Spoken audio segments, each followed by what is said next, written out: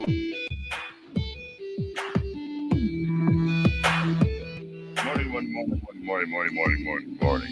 everybody. Yes. Look at that. We all survived the weekend. Aren't we clever? Give yourself a round of applause. You made it to me. How clever you are. How fantastic, how evolved a creature you are. That you can make it through the weekend, unlike your ancestors who probably did risky and stupid things, took on adventures that were too big for them, drank stuff and ate stuff they weren't supposed to and died. Just think about how many humans had to sacrifice for you to make it through the weekend. Ah, yes. Oh, yeah. All right, well, here we are. It's Monday. It's the 11th of October.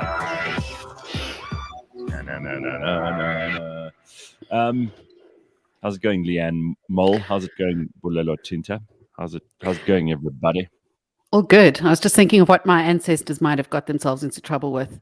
Probably like a bar fight at a brothel and a saloon that ended in like a standoff the next day in the town.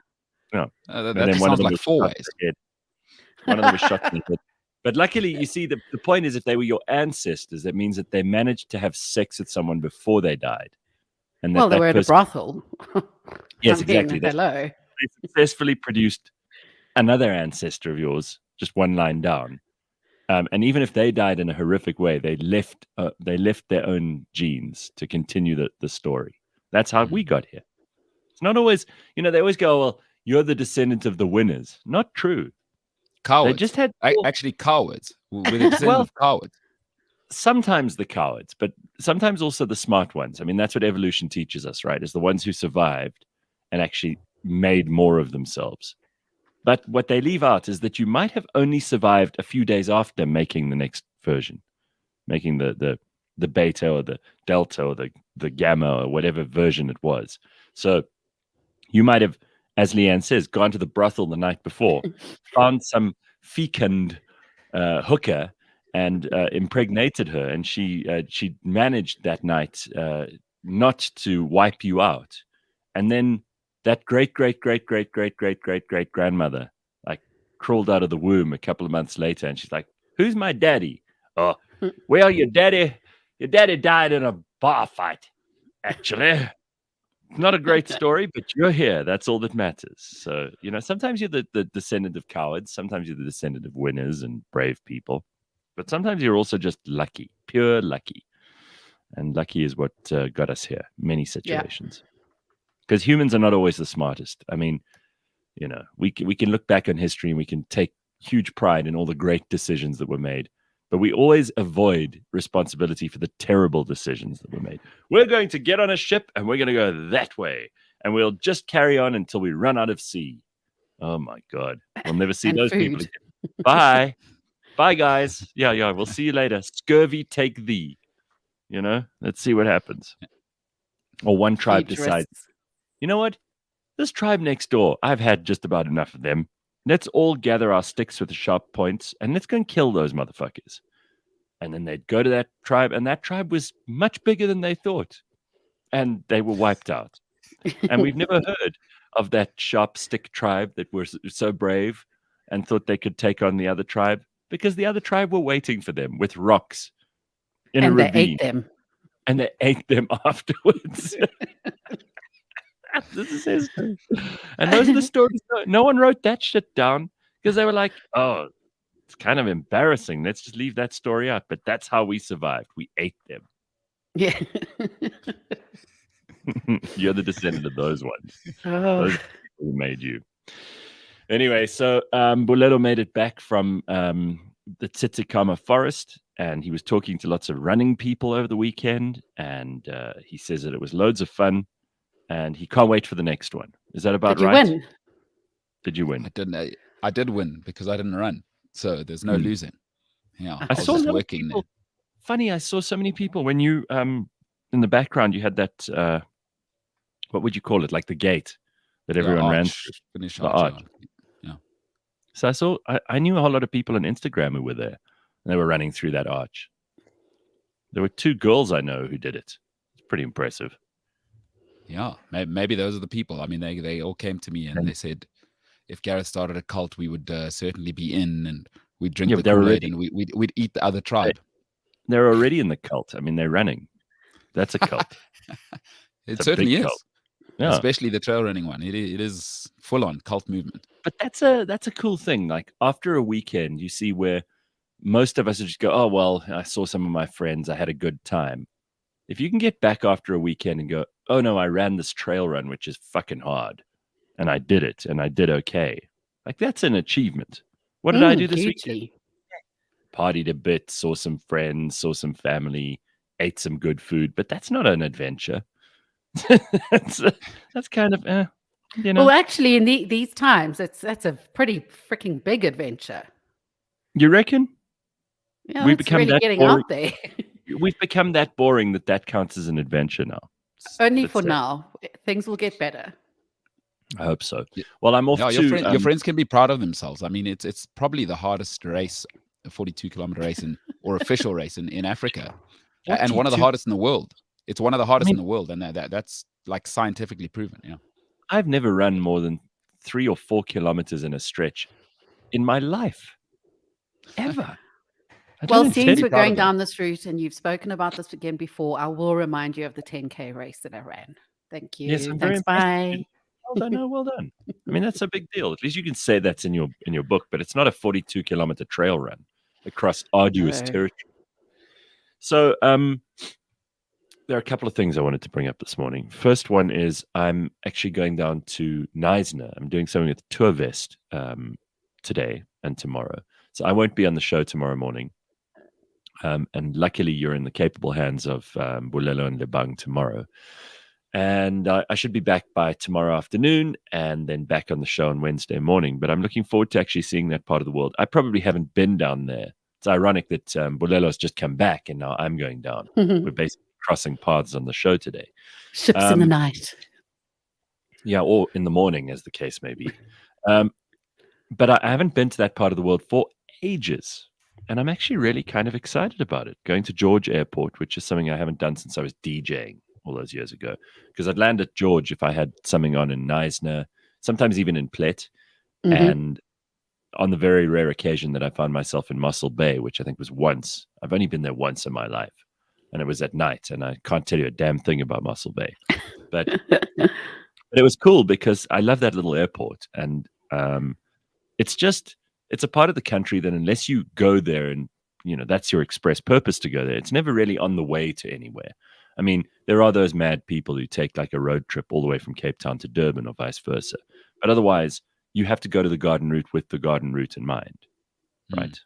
You don't go to PE and decide, I feel like driving all the way to Mossel Bay. And you similarly don't go to George to go to PE.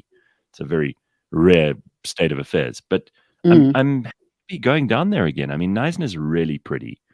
It's a totally different world to everywhere else. And the people who live there are very happy. I mean, they don't want to go anywhere else. And it's got all that beauty of that lagoon and the Neisner heads and the forests, all of that. Oh man, it's great. I think it also has in South Africa, it's got some kind of a legend attached to it, thanks to that excellent Afrikaans writer Leigh-Ann, who wrote those Kringe en 'n Bos and all of those stories, Yeah, and it's also got the most crystal healing approach. You're going to be yes, You're there's a lot of that. everybody because you can't come in the forest and speak to Mother Nature through the feet with shoes on.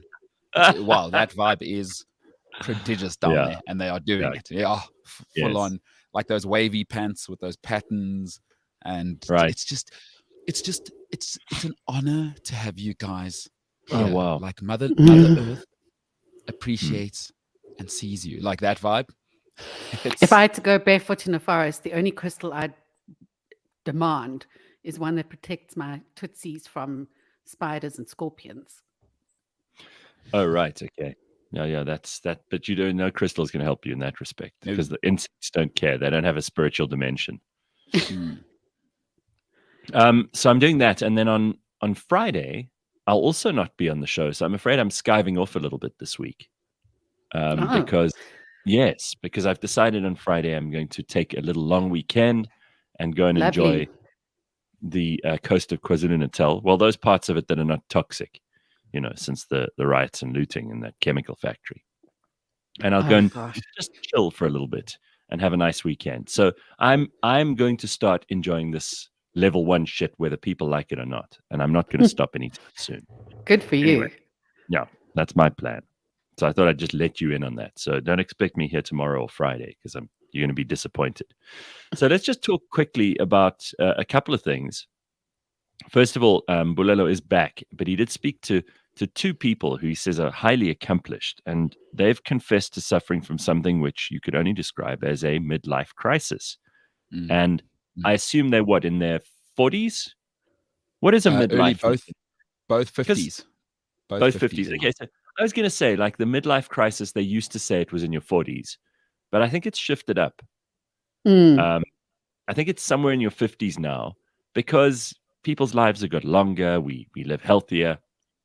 More or less, we're in a position to call the middle of our lives somewhere in our 50s, which obviously, up to now wasn't possible. You retired at 60, so you're at the middle of your life. Well, I mean, it might have also counterintuitive to that. It might have been brought earlier because COVID changed many of our working lives, and all of a sudden we were looking for new jobs. So you could be in your late 30s where you change your career completely and your whole life trajectory. There are these people who want to stop working, the especially millennials and Gen Z types who say to me, oh, no, I want to retire in my 40s. And I'm like, why? What are you going to do? What are you going to do if you retire in your 40s? If you don't have a purpose, if you don't have something to wake up for every day, whether that's work as a job or it's something that you just absolutely love doing. And don't tell me travel is a job or it's something you absolutely love doing, because you can't just be moving around. That isn't an existence. Moving around and looking at shit. That's not life. And people who tell me, oh, there are a lot of South Africans. I don't know what this is. I think it's maybe an insecurity complex about being South African. There are lots of people I've met in the last 3 to 5 years who've said to me, oh, my dream is to go overseas. And I said to them, to do what? Like, what do you do on a daily basis? So imagine if you've got millions of dollars in the bank, okay, and money's not an issue. And basically you spend your whole life just following the sun. So you go to all these exotic places that you've always dreamt of going, beaches in Thailand and Mexico and the snow on the Alps and the French Riviera and Canada. You go all these places that people say, oh, these are the places you've got to go to. China, and visit Japan. And so after you've done that for a while, aren't you going to be sick of planes and trains and cars and hotels? Aren't you going to eventually want to build something for yourself? And I don't mean that you need to be stuck in a job all your life. Don't get me wrong. I understand how boring that could sound. But you just traveling that's not a thing to do. I know retired people who are bored shitless, even though they're traveling the whole time. What are you going to do? What's your actual purpose? It's an interesting one, because after this particular guy came to me, and the other woman, she brought CBS to South Africa. We're talking about somebody extremely accomplished. She was the best in the world at what she did for a long, long time, and certainly the best Africa's ever produced in our space. And this guy was in sport at the top of the game for 10 years, the greatest South African to do what his discipline was.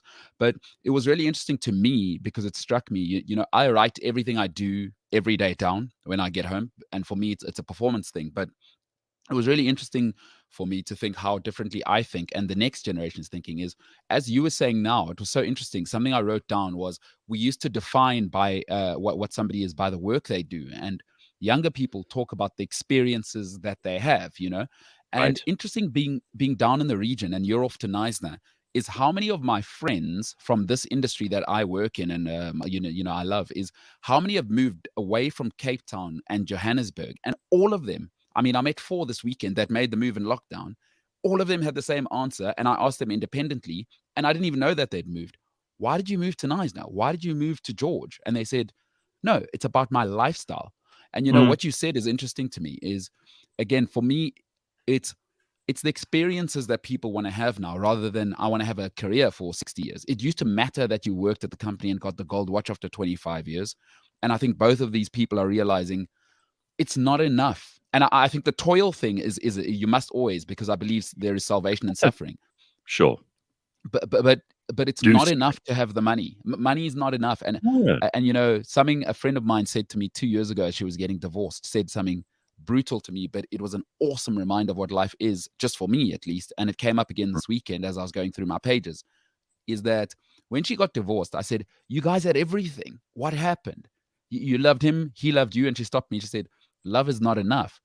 And I was just thinking of these two people, is money is not enough. They had it all. They were the best in the world, money, family, and it still wasn't enough. And I'm wondering if it's inevitable. It's coming for all of us.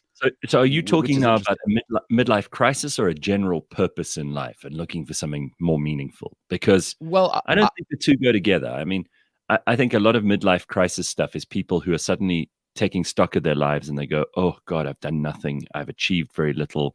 I feel like a failure. I feel like a loser. I don't have enough to satisfy me. Like if I were hit by a bus tomorrow, no one would even remember that I was here, that kind of shit. Is that both of these two? No. Well, both of these two are the best Africa has ever produced in what they've done. These two individuals I'm talking about have, and the money is not the problem on either side. So that's not it. Family, great. Kids, great. So, all right. And these are not normal. No, these aren't losers. Run of the mill people. No, 1%. Okay. All right. Okay. So midlife crisis. Let's just recap. So what we've determined is, first of all, that it's shifted a little bit later. That now having a midlife crisis is something that probably happens to you in your 50s rather than your 40s. And it involves more or less the same things that a lot of much younger people are going through, as in, what is the reason that I'm here? And what am I here to do? And what gives me a feeling of accomplishment or happiness or peace or whatever it is? And those questions are tough to answer, man. I don't know a lot of people who've discovered the answer to those questions. And again, as Mbulelo points out, they could be, seriously successful, accomplished people. They could also be people who have not yet discovered a single thing that gives them any feeling of that. They could be someone who's done nothing. They've lived in their parents' basement the whole time. Now they're going to go out in the world and find it. It's weird. If I think about it, when you mentioned what your life purpose is, I remember buying a book. I was still living at home. I must have been like 20 maximum. And the book I bought was something to the effect of, what is the purpose of my life, or my life's purpose, or something. Yeah. And that's the last time I really thought about it, because then you get sucked into the rat race, and then you're just going, and then you're not asking questions, you're just doing, and you're earning the money, and you're earning money so that you can pay people to look after your house while you work, and you're earning money to pay for the petrol so that you can drive to work. And it just becomes this. Well, that's it. This cycle, and you stop questioning things like that. Well, a lot of people are stuck in survival mode, right? So there may be people listening to us right now who go, what the hell are these three talking about? Because these are all totally pointless things to think about if you're actually worried about putting food on the table today, or you're worried about paying your expenses just to make it through the week. Yeah. For many people, that is the reality. It's like, just surviving. In fact, for the vast majority of humanity, and certainly for the majority of our history, that has been exactly the story. So all of these higher level self-actualization discussions don't even enter into the fray for many people, because they're just trying to make it work for today. And if you have these problems we're discussing, how lucky you are, right? I mean, like, if your biggest issue is trying to solve for meaning and purpose, wow, the other equations have been such a breeze for you. Yeah. I mean, it's still a problem. It's still a problem. It's a huge problem, and many people will be driven to suicide by not being able to answer this question. I get it. But man, are you a lucky person if you can say, I'm still looking for my purpose and my meaning? Most people are toiling in the mines, dude. They're trying to just get through, the basic stuff. It's just every day. Drag, dig, fix, make. Just get through the day. Just make it to supper time, and you can take a breather, relax for 5 minutes. Shit, how lucky you are to have this, and to think about like travel and what you're going to do with your life. Please, if those are your problems, you don't really have problems. You don't. Yeah. I mean, but listen, it's and I know that is the way we're leaning, but it's still a problem. Just because you're born where you're born, and you can't solve the world's problems. It's like people always say I'm insensitive for saying that. Is like my life is the most important thing to me.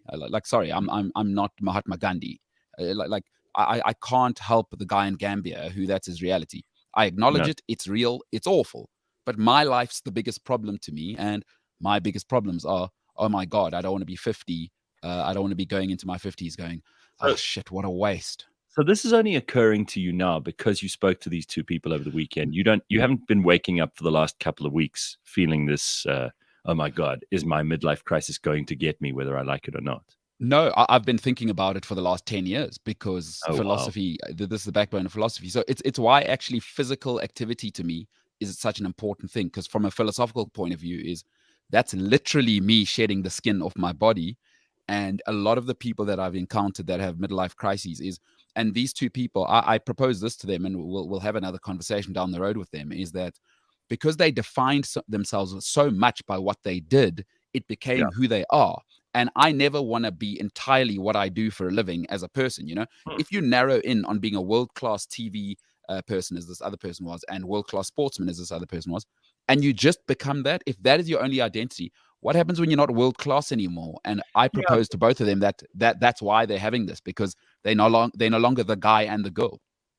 And it's how they've identified. But at the same time, like, what do you want from everybody? Like, no one's going to be...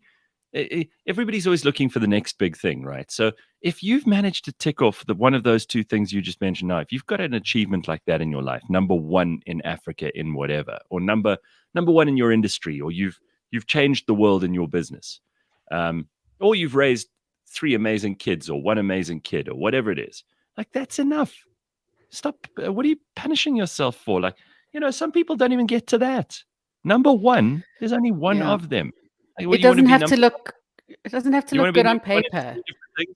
Yeah, exactly. You may have lived an ordinary life on paper, but my word, have you made a difference in so many people's lives? Maybe you've saved people from the brink of killing themselves. Yes. Maybe you've even done these things without realizing it. It doesn't have to look good on paper, peeps. Agreed. But you see, Mbulelo's like that. You're the kind of person who, once you've done something, you want to move on to the next thing and do that and try and conquer that one. I'm kind of... And also, I want to be a world-class son. I want to be a world-class brother. I don't want to just be like world-class at what I do for a living, and that's tough. It's tough it's impossible to be world-class at all of those things. Well, you could be, but I think that's where the crisis comes. Imagine, and this is very petty, but imagine someone's listening to you now who's just really battling to make it through the day. And you're setting the standards right up there. And they're thinking, well, I'm an absolute asshole. No one's ever going to respect me, and I'm worth nothing. So actually, you haven't done good for the day. No. And also, I hear you, Leigh-Ann, but it's like their journey is not my journey. I'm not a person where I'm going to take their pain on and make myself feel worse. Like, that's fine, but I have to live in my world. This is like important. I'm not saying their life... You are not responsible for other people's feelings. It is not my job to make anybody else happy. I'm sorry. I've never lived like that, and I can't see myself moving off that hill. It doesn't make me more cruel or more empathetic than anybody else. It's I have principles, and I live by those principles. And forget about what you think about me. What do you think of my principles and how I behave? And you'll be fine. Like Leigh-Ann, I hear you. All of this brings me to the point where I'm like, well, I'm kind of over this media thing. Like, whatever I do next is not going to be in the media. I've been thinking about this for a long time. This has been about... I mean, your whole adult life has been dedicated to yes. media, whether you intended it to or not. In some form, it's in the media. And I don't know that the media has made me happy. It's been an interesting career, and I've met so many amazing people. And if I look at the positives, they far outweigh the negatives, right? But the next thing I do, whatever that is, and it'll be somewhere in the next 2 years or whatever, it'll be very different to this. Very different. Yeah, it's almost I almost envy people who have a craft, for instance, and that's all they do. Being in the media, no matter what medium you're using, you have to know a little bit about everything. And that's where I kind of envy these top-notch surgeons or these pottery enthusiasts or people who've made a living and a life out of doing pottery, where it's just the one thing. That feels like that might be in my next life is just being an author or just doing something like that. Because at the moment we have to be everything. Well, yeah, I'm just not. I'm not turned on by the idea of having to get ratings and having to be popular and having, having responsibility for what you say and do in the way that you do if you're in the media. I mean, I've enjoyed it. Yeah, I've written 2 books, started this business, done the #1 TV show in South Africa, had the #1 radio show in South Africa. I'm happy with all of that. Don't get me wrong. I'm not coming on here to boast about this now, but what Mbulelo said earlier has just made me think. Yes. I'm happy with my achievements. And I have nothing, there's no one in the industry that I need to beat anymore. There's no one who I consider my, great rival. There's no one who I think of and go, ooh, I still haven't got to that person's level in South Africa or in Africa. So I'm happy with that. But now it's time for something new. And I want it to be completely different. In this lifetime, I'm not prepared to just have done the things that I've done, happy as I am with them. It's now time for the next one. And I don't know what that is. You can clean bowling balls. Maybe that's it, Maybe that's it. I mean, maybe it's that simple. Maybe I become a really good player of boule. That French game. Maybe that's my you can play that until you're 80 or 90 years old. Maybe that's what I'm going to do. Become the world fucking champion of boule. What do you think? Hey? Travel the world to French countries and play boule. You'll never hear from me again. Whatever happened to that guy? He used to have a show. He used to talk shit every morning. What happened to him? Oh, that would be the funniest Wikipedia page. Oh, it'd be awesome. It'd be like, awesome the part where it gets to where they are now, and it would just be one line. Cliff seems to have disappeared. Cliff seems to have disappeared into northern South America. And he plays boule on the beach. That's all he does. Sometimes you'll spot him in like the Grenadines or Martinique. Some have called him the Leo Messi of the boule world. He changed it all. He now wears very, very baggy shorts and loose tops or nothing at all when he's in his cabin. And a monocle, and he plays boule. That's what I'll do. That's my thing. But, in some way, that could be a whole different success. And people might go, oh, well, that's interesting. At least he didn't carry on doing the same thing over and over again. Sure. Anyway, all right, enough of that. See what you've done, Mbulelo. Now you've made us think about our futures, which is terrifying. Yeah. So we've got Cliff Central Sport today returning with a vengeance. And Mbulelo is going to be talking to Spike Ballantyne, our own Spike, about the Formula One at 1:00 this afternoon. What else have you got? We've got Brad Phillips on today. We always like to get the week off, He's a physiologist, and we talk about the things you can do, very practical options. Practicable. Yeah. We also make up words, which is what we do. Yeah, no, we make up words. He gives us options of what you can do in your real life to, action some change. It's summer now, but also for life change for the rest of your life. In a very positive sense. So he's an awesome guy, and he's my personal trainer. So he's somebody I highly recommend. And trainer's disrespectful, by the way. He's a real scientist. So it's gonna be awesome. Having said that, by the way, I do need to tell you another story that came out on the weekend. Incredible news. I think I told you on Friday, but more was revealed about the Great and Witch. Wow. One of my colleagues who lives in. Oh yeah. That she actually, when she does call the meetings, once a month, they have to go to the forest. She goes into the forest, she calls a meeting. Yeah. No, once a month she calls a meeting, and it is weird because it's like in the forest kind of vibes. Are you kidding me? And I thought, this is amazing, and it's totally normal down there. when this person said there's a witch where I live. So what does the witch do? Exactly. She calls them into the forest, and then all of them just go, like, you know. No, weekly. There's a monthly meeting. She has a monthly meeting, and she invites everybody. Yeah, and I thought to myself, but nobody else in Tsitsikamma said anything when this person said there's a witch where I live. I was like, oh my God, what are you talking about? What do you mean there's a witch? It's like, yeah, no, there's a witch where I live. And Leigh-Ann But knew Mbulelo, her. I'm surprised that you are so intrigued by having a witch, or you think that it's so unusual. I'm also intrigued. We Because don't what get a lot about- of witches. Yeah, what about, I mean, African tribal living is based so much on witcheries. I mean, No, I dismiss witches all of and it, Leigh-Ann. witchcraft. I find it and ridiculous. sangomas. Yeah. No, I find it all ridiculous. My family hates me for it, and I judge it heavily. I find it completely ridiculous and hell. And the vendor side of my family and Betty's side up north, where the real juju happens in South Africa, Oh, they resent me the most, because as soon as it comes up, I laugh harder. I take the piss fully, and they hate it. So I find all of it ridiculous. Mental.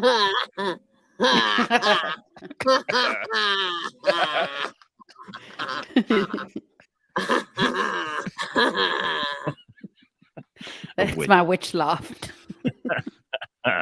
No, I love a witch. I think a witch is a great thing for every village to have. You got to have one. And to have meetings in the forest. I mean, this is just great. I hope she wears a pointy hat as well. I really do. I'm all for the stereotype.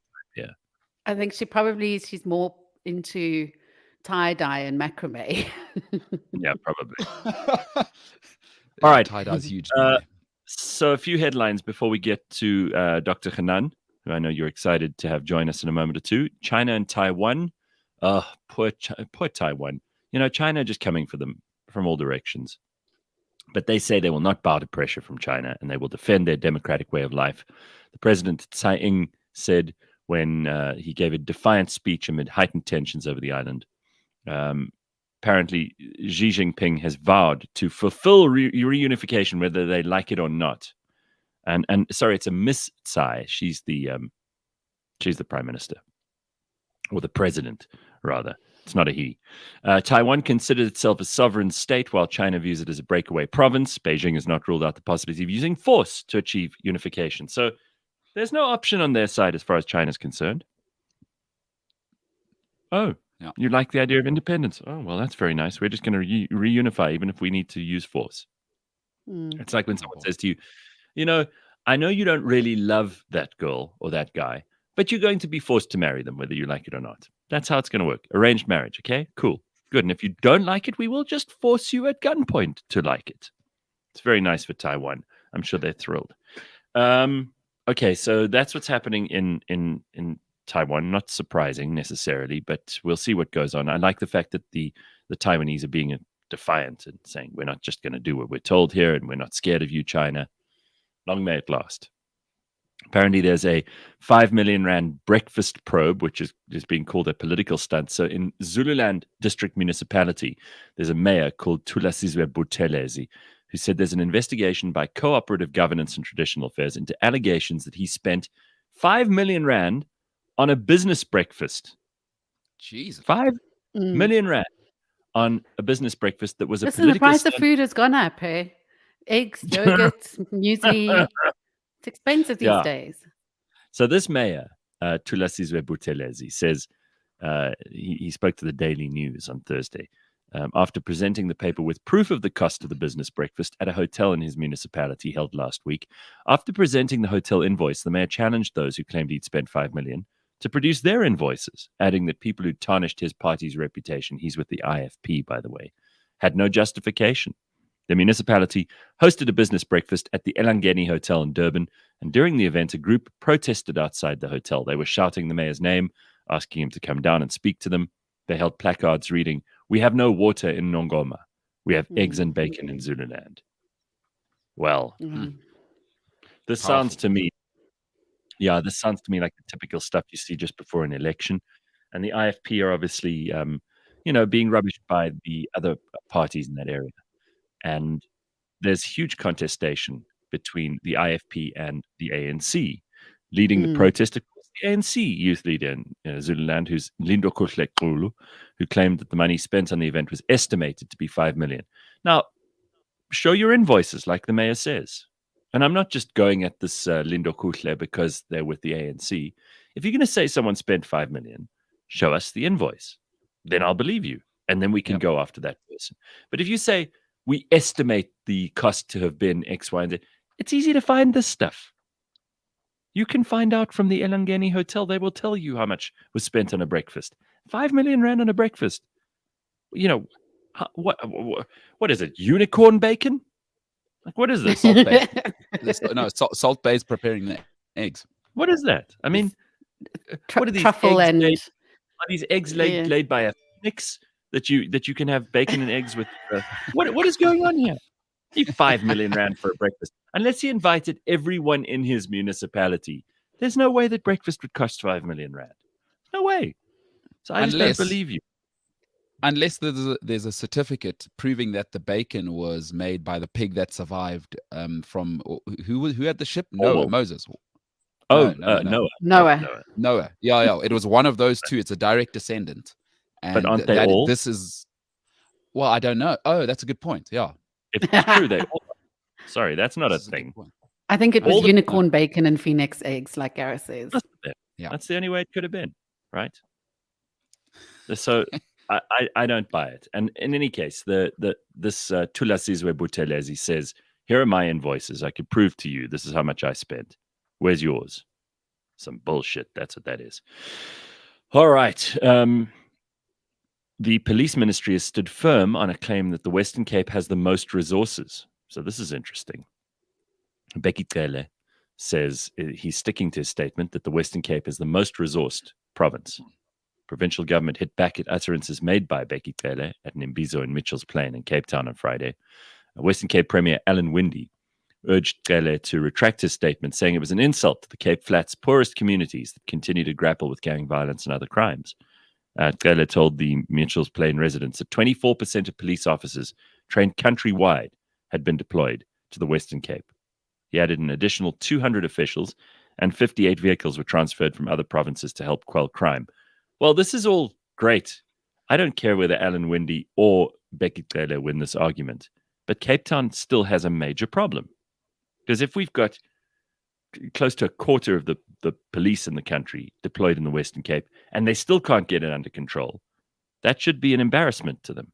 That shouldn't be a reason that they're busy one-upping each other. If you guys have deployed a quarter of your policemen in the Western Cape and you still can't get crime under control, then your policemen don't know what they're doing.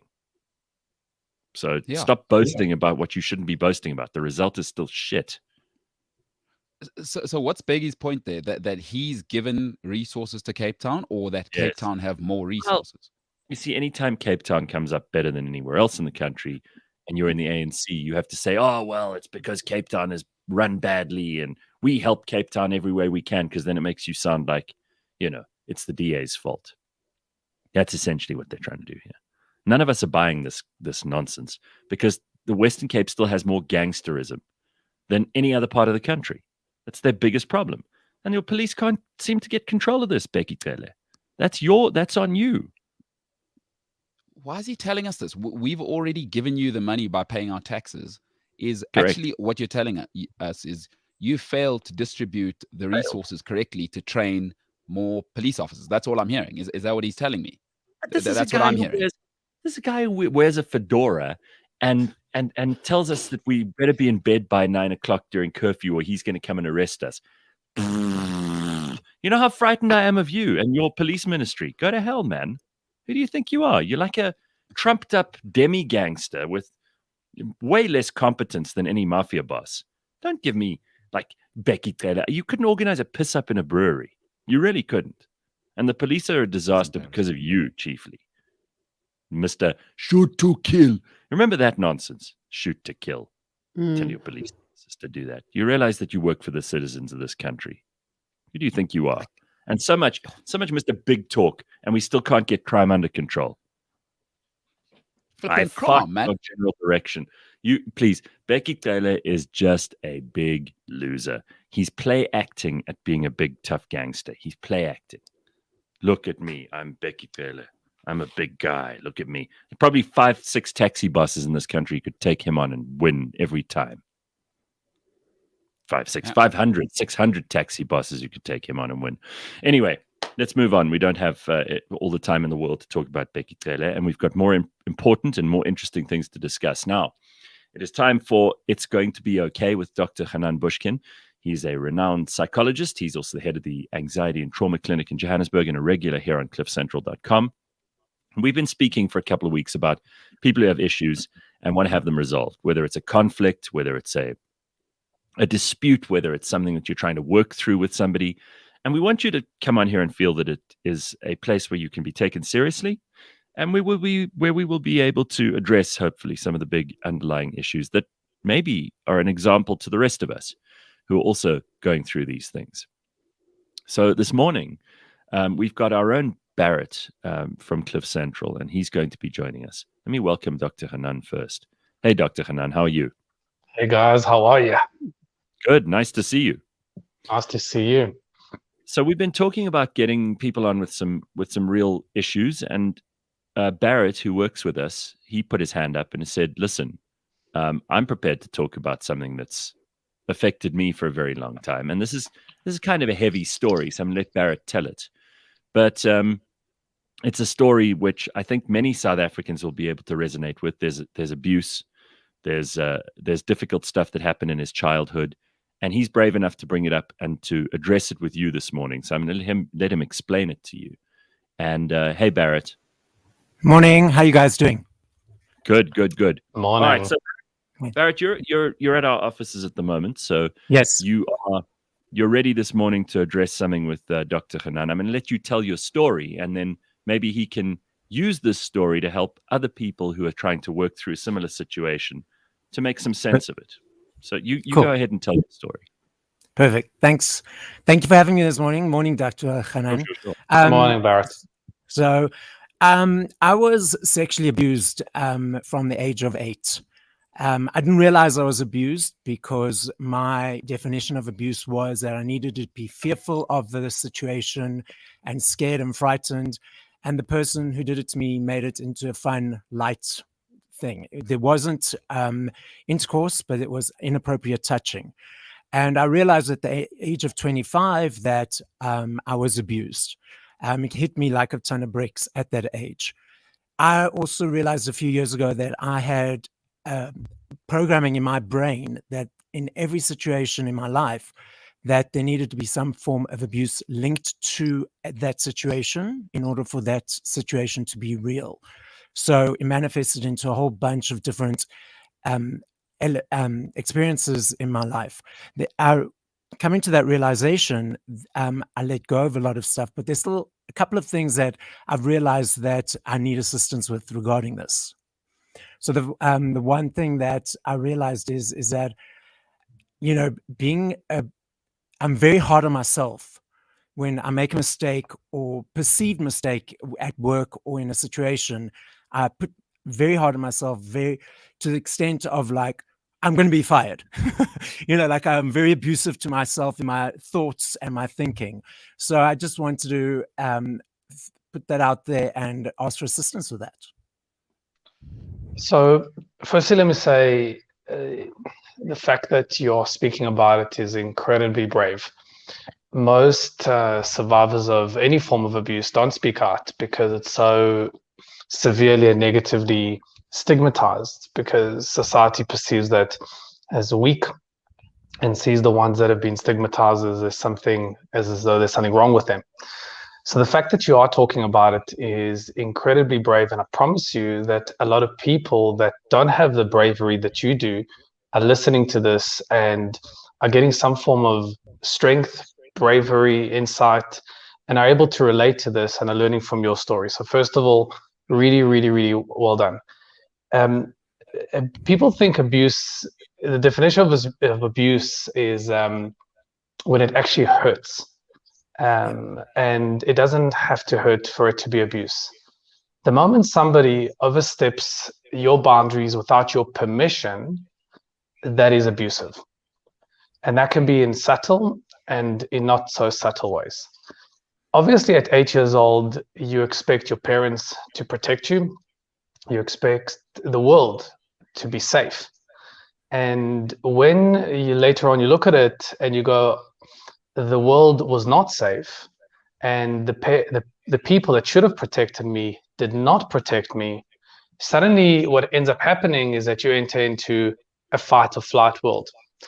The brain is designed to do one thing. The subconscious mind is designed to do one thing, and that is to protect you. And the moment you go through an experience where your survival is at stake, suddenly you realize that you're not safe. Suddenly what ends up happening, Barrett, is that you end up being on guard all the time. So it's kind of interesting what happens. The moment I have a negative life experience, what my brain does automatically, it generalizes the experience. So for example, if I get bitten by a Rottweiler, my brain will suddenly start not fearing just that Rottweiler, it will start fearing all Rottweilers. Now, the worse the experience, the more my brain will generalize it. So for example, if a Rottweiler barks at me, I'll fear that Rottweiler. If a Rottweiler bites me, which is a worse experience, I'll fear all Rottweilers. If a Rottweiler sends me into hospital, I'm going to fear all dogs, maybe even all animals. The worse the experience, the more my brain will start to generalize the lesson of that experience. So when we go through something like physical or sexual abuse, which is probably the worst kind of trauma, the brain doesn't go, well, I'm not good enough for just that person. The brain goes, I'm not good enough for anyone. It generalizes that lesson. And what usually happens with people that have been through abuse, they carry the view of themselves and the world that they are just not welcomed.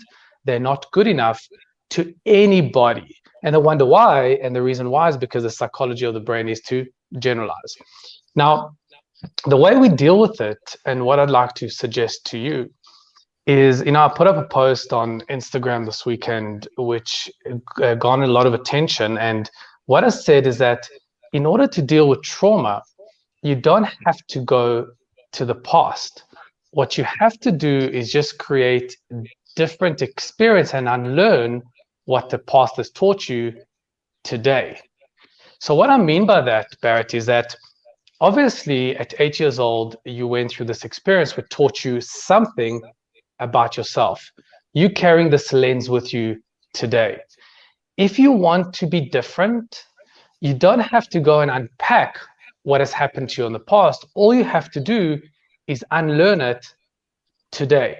So let's just say your view of the world is, well, I'm not good enough. Let's just say, and by the way, of course, I am just giving an example because we haven't gone through, your history and what you've gone through prior or even post this experience. But let's just assume your view of the world is, I'm not good enough. My question to you is, what are you doing? And you don't have to answer, it's a rhetorical question. My question to you is, what are you doing today that proves that right? I want you to answer that to yourself. What are you doing today that proves to yourself that you are not good enough? What are you doing today that undervalues yourself? What are you doing today where you are molding yourself to other people's needs at your own expense? What are you doing today that allows people to continue overstepping your boundaries without your permission? What are you doing today that instead of saying, no, you cannot do that, you'd rather keep quiet and avoid the conflict? So once you write down a list of those things, what I'm going to ask you to do is slowly start to do the opposite. I want you to act and behave on a daily basis as though you are enough. Now, let me tell you what will happen when you do that. When you act as though you are enough, your brain will go, it's not going to like it because it's not used to it. It's unfamiliar. It's alien to you. You've never done it. It's like me. Are you right or left-handed, by the way? Right-handed. So if I made you write with your left hand, how does it feel? Weird. Weird. So when I ask you to do the opposite and start acting as though you're enough, it's going to feel like you're writing with never mind your left hand, but your left toe. That's how it's going to feel. But just like writing with your left hand over and over and over again, suddenly your brain begins to adjust and it suddenly feels that to be the normal. So my advice to you is make a list. And by the way, of course, I need to put that in the fine print. I would love you to do it with a professional that will guide you on how to do it. But if you're going to do it, you write on a list of all your things that you do on a daily basis that proves the 8-year-old you right. And I want you to start doing the opposite and proving the 8-year-old you wrong. So start setting boundaries. Stop molding yourself to other people's needs. Start saying, no, I can't lend you that book, and I can't see you on the weekend, and I can't have you over. Start acting as though you're enough, and it will feel weird and weird and weird and weird and weird until your brain finds a way to adjust, and then it feels absolutely normal. Wow. How's that? I'd just like to say it wasn't my parents. It had nothing to do with my parents. Though, no, for sure. Yeah. For sure. No, by the way, I didn't assume it was your parents. What I'm saying, when at 8 years old, you go through such an extreme experience, you as an 8-year-old expect your parents to protect you. You expect your guardians to protect you. And the fact that, I don't know what happened, but the fact that the world wasn't protective, that is a traumatic experience for sure. Okay. Wow. Now, Barrett, thanks for sharing your story, man. I mean, this is it's not easy to do this publicly, but the more people do, the more it becomes something which other people can access. And Dr. Hanan, that sounds like such a practical way of going about things, is write down these things and then prove yourself wrong. That's it. Yes, that's it. Just absolutely, because now you're in control. Suddenly you're no longer a slave to the experience or to the person that did that to you. Now suddenly you're in control. You're in the driver's seat of proving that 8-year-old wrong. And there's a lot of evidence that this neuroplasticity, this ability for the brain to rewire itself and to change the way that it works, the stuff is actually observable on a scientific level. The nerve cells actually form new connections in new places, and you start different pathways in your head. And this is how you correct behavior which is not optimal and which is frankly holding a lot of people back and making a lot of people feel worse than they have to feel.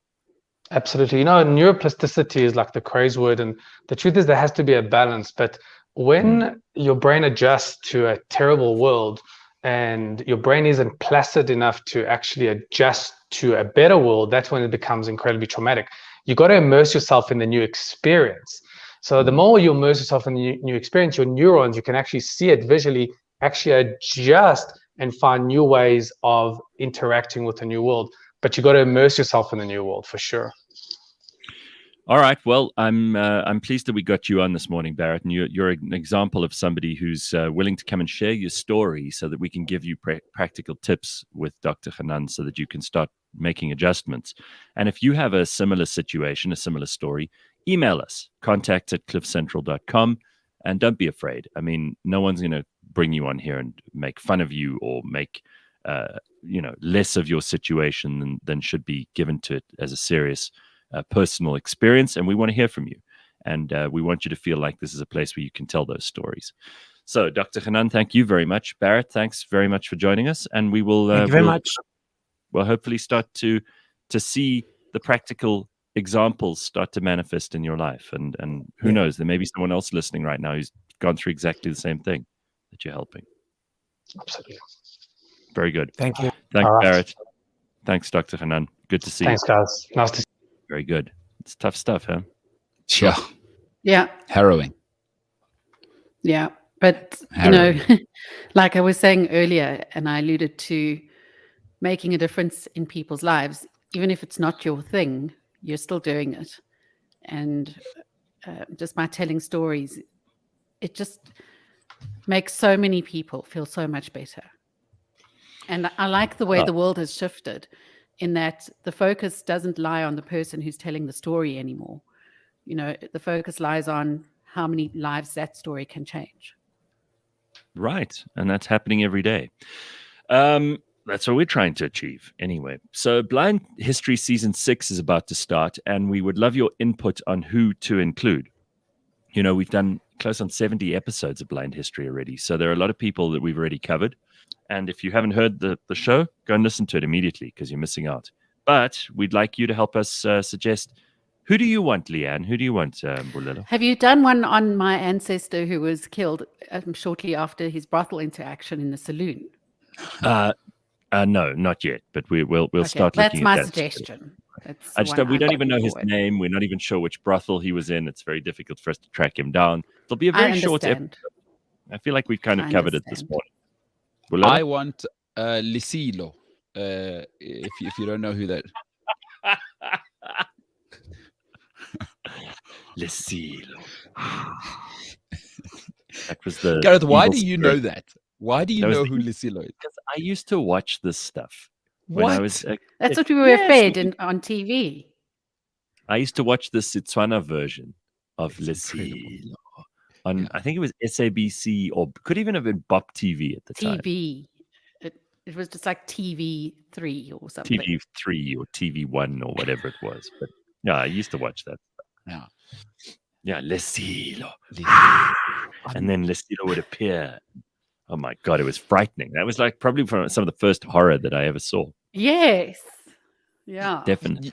You know, I just want to say right now is my safe space has just been super messed up by your response because like I always think of myself as this perfect non-racist person, but my racisms came out there. It's like, how the hell did Leigh-Ann and Gareth know this? Though only black people could watch it. So I'm so sorry for being racist there. It's something I try not to remember back in those days, we all received the same 3 TV channels. If you were lucky. Yeah. That old government, they couldn't keep us apart when it came to Leslie. Because at that point we knew that apartheid had to fail because they couldn't even keep it together for the TV shows. Because at that point we knew we were one nation. Leslie. All right, okay, very good. That's some interesting stuff to wrap up this first hour of the morning. We've got more coming at you in the next more MOAR more coming right up next. We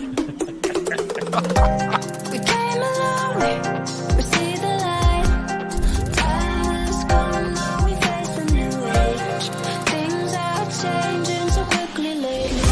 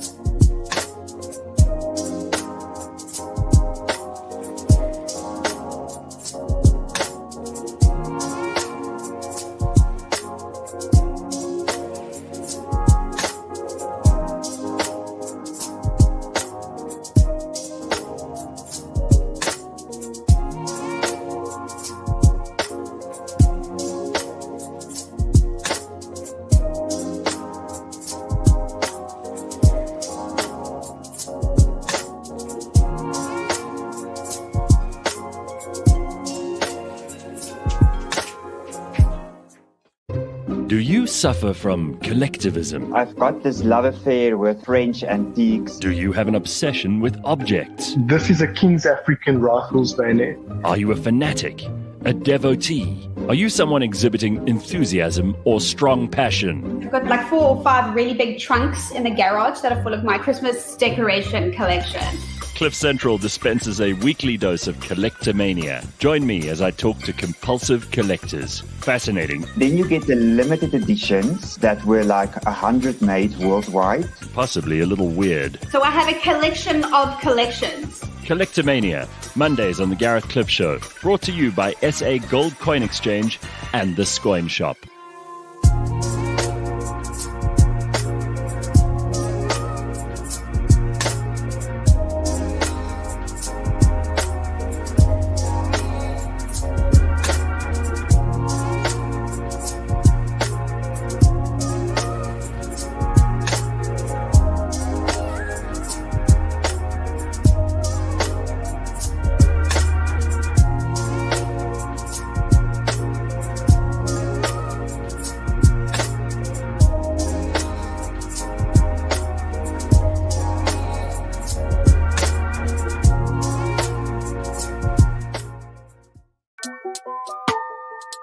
Yo, I put it like wow, this that sound. These oaks don't work hard like me, I hope they know by now.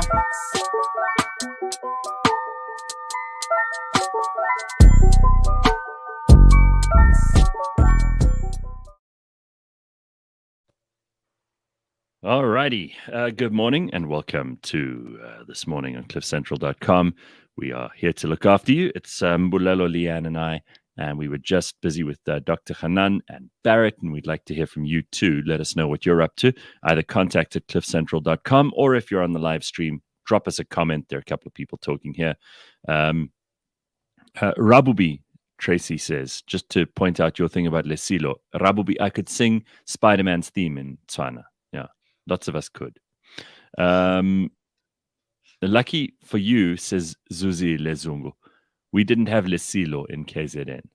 Yeah. Yes, that's very good. That was just great. Jeez. That was great. Apparently, according to Lucky, if you watch Lesilo now, you'll regret it. Probably because a lot of those shows, I don't know, if the SABC archives, probably. This is why they had to look after their archives. We were talking about that the other day. Yeah. And they don't, by the way. No, of course not. So we've got Collectomania coming up later on. If the SABC could come and present in Collectomania, they could show us shows like Lesilo, and we'd be like, oh, this is great. This is powerful stuff. But, you know, whatever. Modimo we, yo, is what the Sotho people would say. That's right. Morena Jesu. Okay, so so a couple of things. First of all, you know, Leigh-Ann loves these true crime shows, right? That's your favorite thing, and it's something I just don't care about at all. I'm not interested in true crime at all. I don't like even these serial killer shows or any of that stuff. Upsets me. I don't want to see the worst of humanity. I'd like to see the best. And you love these shows, but you found some TikTok video that's a simple explanation as to why some people love it and some people hate it. Do you want to tell us what happens? Yeah. So he is a crime psychology professional lecturer, specialist, etc. And I follow his channel because he doesn't get into emotional stuff. He gives you the science.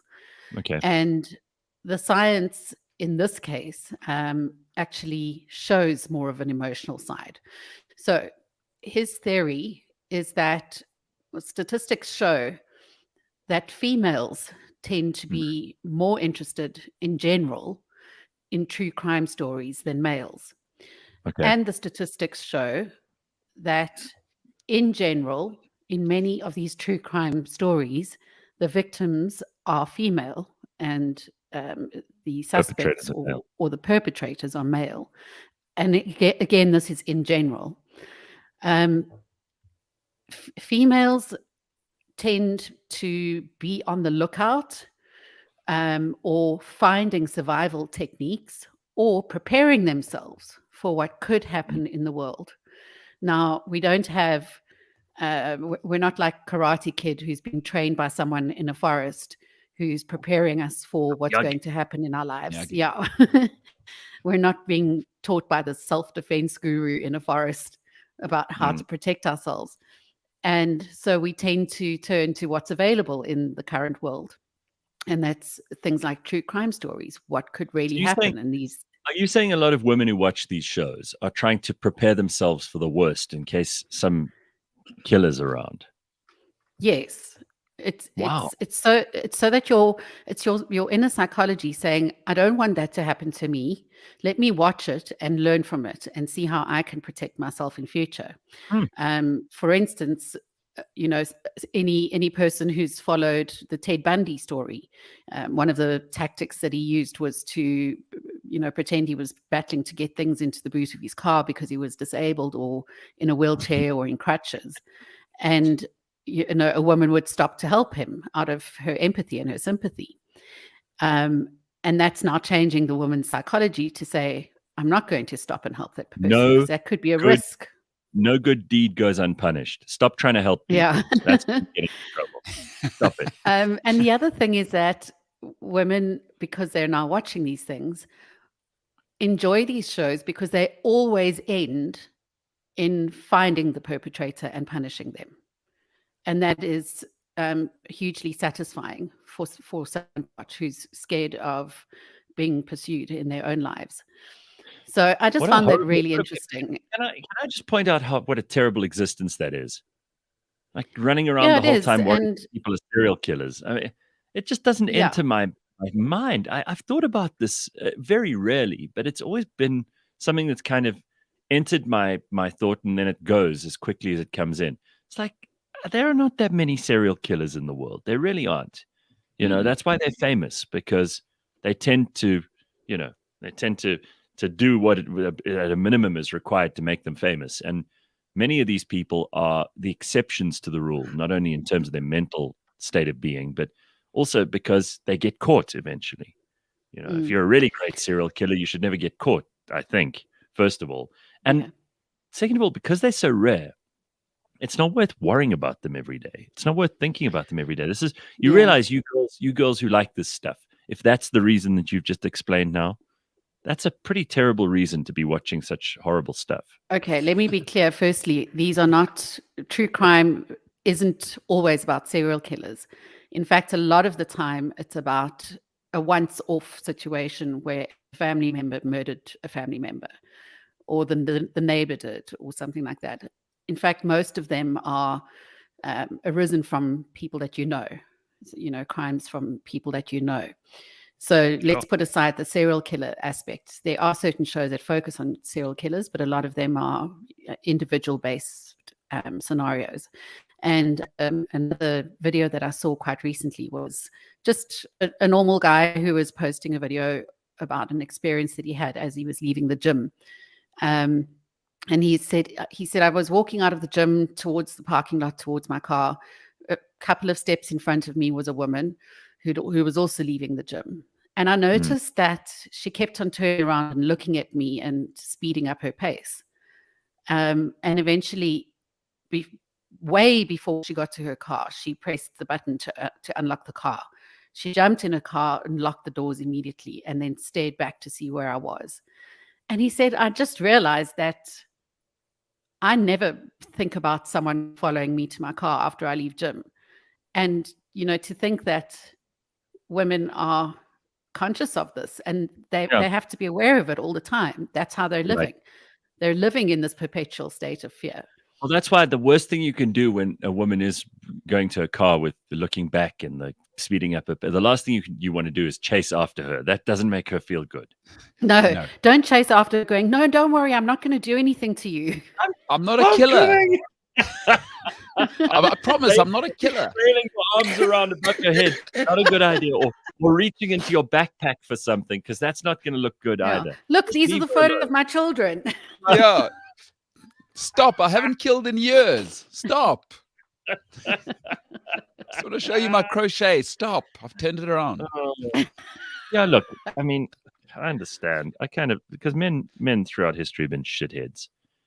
We've kind of done anything we wanted and taken women against their will and that sort of thing. So I understand that that's deep. It's imbued in our DNA. And women should be afraid of men, because a lot of men in history have been exactly the kind of people who you should be afraid of. So it's not as if this is an irrational, illogical thing, but it is a different time. And I don't think that we should be paranoid. I think it's great if you watch these things because you are interested and you're curious and you want to know what happens. But if you find that you're watching them because you are genuinely trying to plan an escape in the event of something, or look for clues as to whether or not a man is to be trusted, I think maybe it's not good source material for that sort of stuff. I don't know that it's useful, because you're looking at the extremes. You're not looking at those ordinary people in your life. Remember, we know that most of the danger for women in modern society comes from people they know. Most of the danger most danger in life. Again, Gareth, I think you're thinking of these true crime stories as just about serial killers. No, they're about a man who just lost it one day and shot his wife. A woman who lost it one day and killed her children. I get it, but I mean, I don't want to watch stories like that about crazy women either, because it's going to make me paranoid about every relationship I have going forward. No, you can just get in a relationship for that to happen. You don't need to watch a thing. Yeah. Like one relationship will teach you that. See, look at how it's already poisoned Mbulelo, so he can't have a relationship now because he's watched too much of this shit. That's it. But now, Leigh-Ann, balance it out with happy Disney stories, and then we've got a deal. Okay, balance it out half and half. Do you walk around like going to shopping malls and it's like a thing for you like that because you've seen 100%. these shows? Really? That's so interesting to me 100%. because I'm less people are getting permanently. murdered than ever. And listen, sorry, I think the end of your question was because of these shows. No. Before I started watching these shows, before they were available to us on a platform in bulk, in catch-up type, yeah. Crime omnibus. Yeah. Even before that, I've been a victim too many times of these sorts of crimes. Where I've to the point where I've watched a security video of the man who was about to assault me following me. So I walk around every single time. I never feel at ease. All the time I'm walking with my bag closed next to tucked under my arm. All the time I'm not holding my phone in my hand. All the time I'm not parking in places where it's far away from the entrance. Whether these are just crimes because of perpetuated by poverty or evil or serial killing or just a sexual predator, it doesn't matter. They're all the same threat, to a woman. So if you're in Stockholm, when I get into my car, I don't reverse unless my car's locked. Okay, so if you're in Stockholm, would you be more relaxed, or is it so deeply ingrained that it's the default setting, or is it I'm a woman in South Africa, which is interesting to me? Well, clearly, I was very relaxed when the perpetrator I'm talking about, who I've seen on video, that was in a very affluent suburb of London, in Chelsea. Oh, okay. Clearly, I was very relaxed because I just walked home from a subway without looking behind me. I don't think I would have done that in South Africa. So I think a lot of it has to do with my current surroundings. In Stockholm, I may be more relaxed, but there are weird people in Stockholm too. Oh, yeah. Yeah. Oh, we do live in different times, but don't for a moment. Again, I love bringing history into this because history gives us perspective. And throughout history, there hasn't really been a city or a town or a country where it's been a good idea to walk around at night on your own, man or woman. It's a very new thing, this idea of I need to feel safe walking around at night. First of all, no, you shouldn't be walking around at night on your own anywhere. It's not a great thing. Well, also because of ghosts and werewolves and things. Ghosts, and werewolves, lesilo, animals. The witch an in Greyton. animal. A great big jaguar could jump out of the bushes and fucking eat you. You just got to be a little more sensible about this. Don't walk around at night. Yeah, on a scientific level, mankind is poorly evolved actually to be walking around at night. Yeah, so yeah, exactly. We can't really turn We've got our these necks. tiny little eyes that are terrible. blinded. Yeah, tiny eyes that are blinded by oncoming light.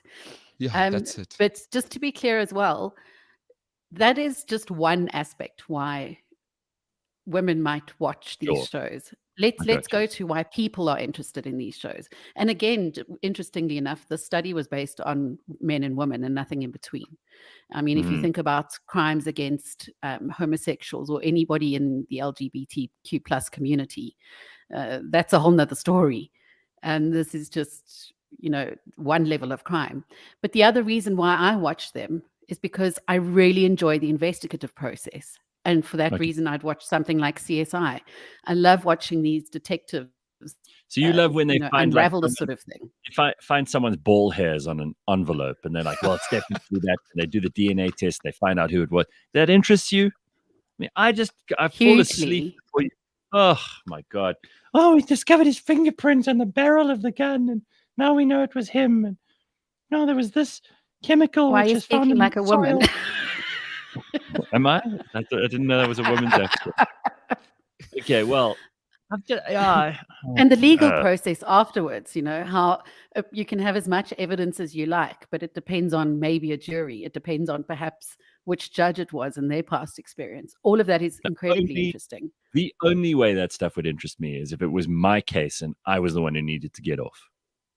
If I was the one who needed to be found. Imagine heaven's real. Oh, that's awesome. Gareth, oh my God, I hope heaven's real now. Hopefully, when I'm like 86, I get murdered. Just so I can enjoy a crime show for the first time and then, ever. Hey, God, let's take a seat. What you up to, pal? Leigh-Ann has told us why people would watch these shows. I'll tell you why you won't, or why I don't. Because it's boring. It's about stuff. These people are already dead. Nothing you can do to change that. The information. The people you study in history, they're also dead. Yes, I know. But those people, the thing about them that makes them interesting isn't that they're dead. With yours, it's only that they're dead that makes them interesting.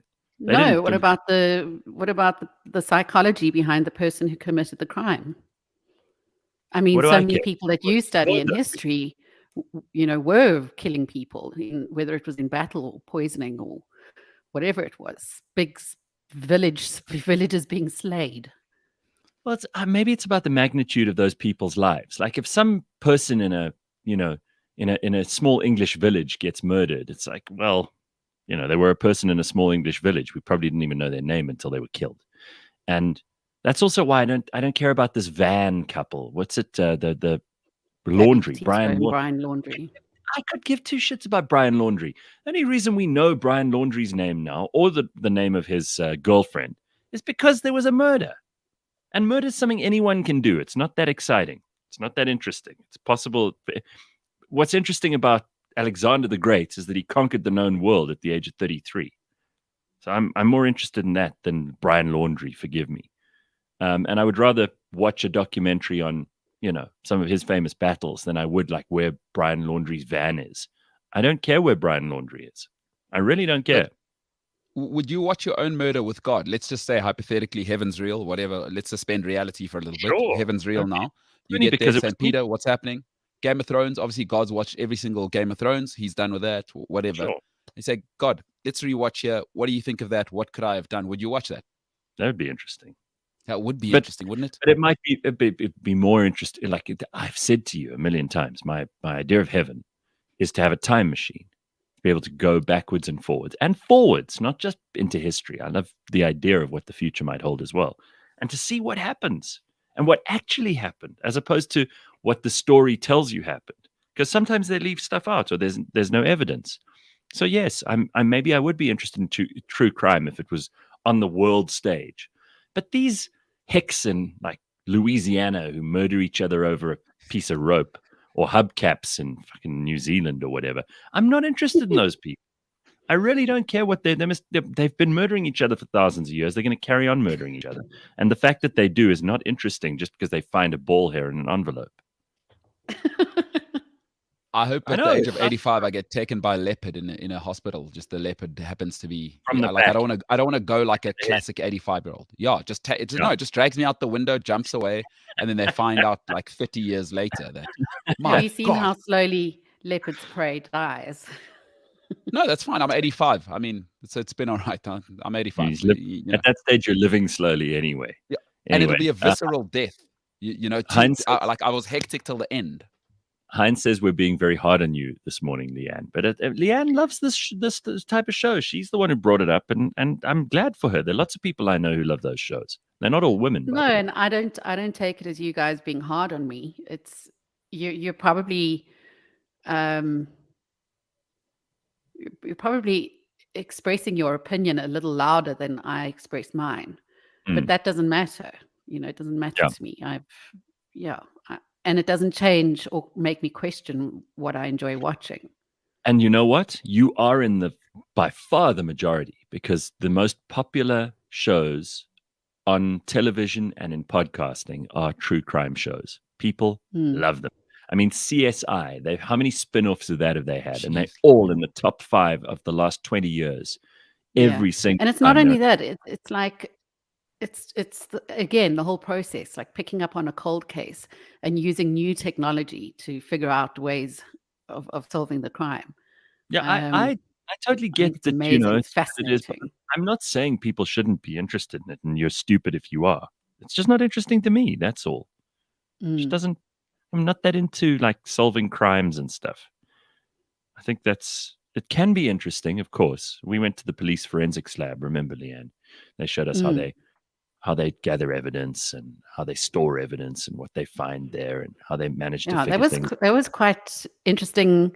I mean, for me, here again, the thing that stood out the one memory that I have many, but the one that I think of immediately when you mention that trip is we were actually in a very rare, situation, allowed to go into the place where these analysts were working on some of the stuff.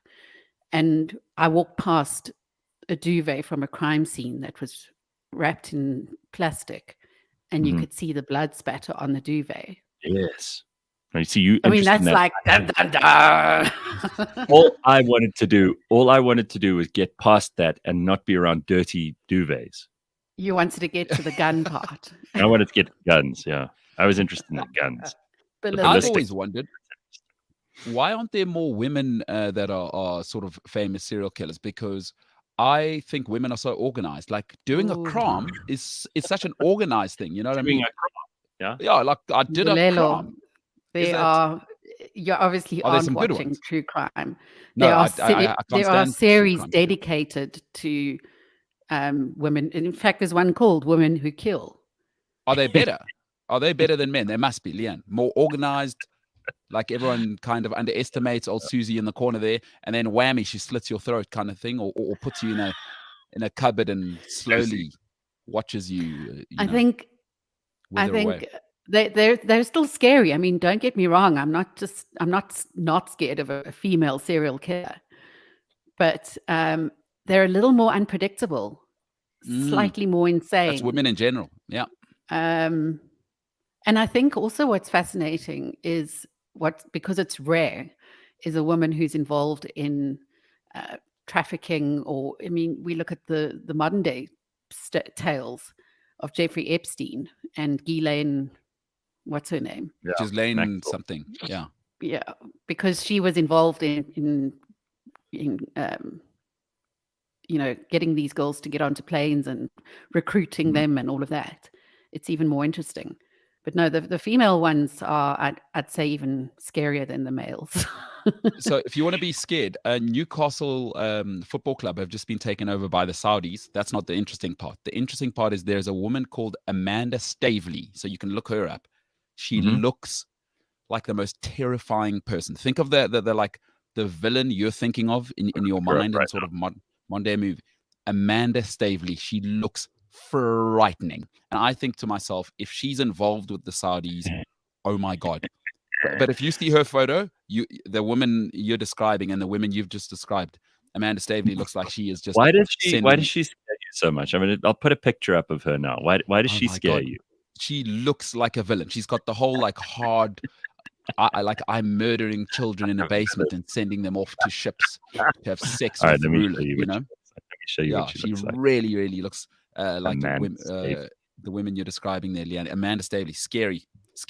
But she's in our world now. Expect to hear that name a lot. Okay. And what does she do? About murder. So she fronted the group that, and she fronted the group that brought that bought a Newcastle Football Club. They are now the richest sports organization in history. There she is, Amanda Stavely. I think she's going to murder. I think she's murdered children before for fun. The Emperor Nero used to eat downstairs, and he used to watch his victims be ravaged by wolves, right? And that was one of his like activities while he ate supper. I imagine that's what she does while sort of 15-year-old girls get taken from Sanson. You're basing this purely on her looks. It's got nothing absolutely. to. So she might be the most innocent, sweet. There she is. Oh my goodness! I mean, good looking, obviously, but she's not. Those eyes are so evil. She's got sort of a. I don't know. Maybe she's got a little bit of a. She has cat-like features. But cat-like, that's. Does she not look like a Bond arch nemesis? Yeah, no. She looks like the woman who's been following you around all your life with her team of investigators, and you just never even knew about it. I'm telling you, she has and I mean the Saudis for what they are, bless them. Although the rest of the world is up to shithousery as well, but she's married into that whole. And I was reading about her and how she's tied into that whole Saudi circle. She is wowzers. But anyway, I'm judging just off looks. Yes, she may actually have like a children's charity that raises young women to be CEOs. But She probably sends them off for sex school first. Well, there we go. That's the scary woman. I'm going to keep that picture up there for a little bit longer, just to frighten everybody who's not already frightened. That's quite scary. Okay, there we go. So there's the fun for this morning with Amanda Stavely, and Mbulelelo's found a new girlfriend. That's good news. But look, this debate's going to carry on. Fact is, if you do like the true crime stuff and you love the serial killers shows and the women who kill and all those kinds of things, you are in the majority. There are thousands and thousands, if not millions and millions of people who watch this stuff every day. They just love it. And it's exciting, and it's the stuff that they would schedule time for. I've never downloaded a single like true crime documentary. I don't watch it on TV. I know I'm not like the majority of people in this respect, and I'm happy to accept. I think Mbulelo's the same. Anyway, Vince says your hate for white women continues. I don't think that's fair, Shane. Mbulelo's hatred for white women. It's for all people, not just white women. Yeah, no, Mbulelo has enough hate to go around. Don't panic, everybody. I've always prided myself on that. It is time for our favorite part of a Monday, or certainly one of my favorite things about a Monday, and that is Collectomania. But before we get to Collectomania, I just want to remind you there's an interesting interview coming up at 8 a.m. this morning. Angelo Agrizzi. Do you remember who he is? Of course. No, he's about crime. He's about crime. Yeah, like talk about crime. Corruption. So he's the guy who spilled the beans on Bosasa at the State Capture Commission. In the interview that I had with him, he also spills the beans on Gavin Watson's death. Well, sort of. He tells us what his theory is. Crooked and venal politicians and how cheaply you can buy them. And how he was poisoned because he's wearing an oxygen thing the whole time during the interview, you'll see. And he's just released his second book. There's plenty of frightening evidence in that book, by the way. Angelo isn't backing down. He's upping the ante. You can hear about the tactics of state capture, the people involved, the amounts of money that changed hands.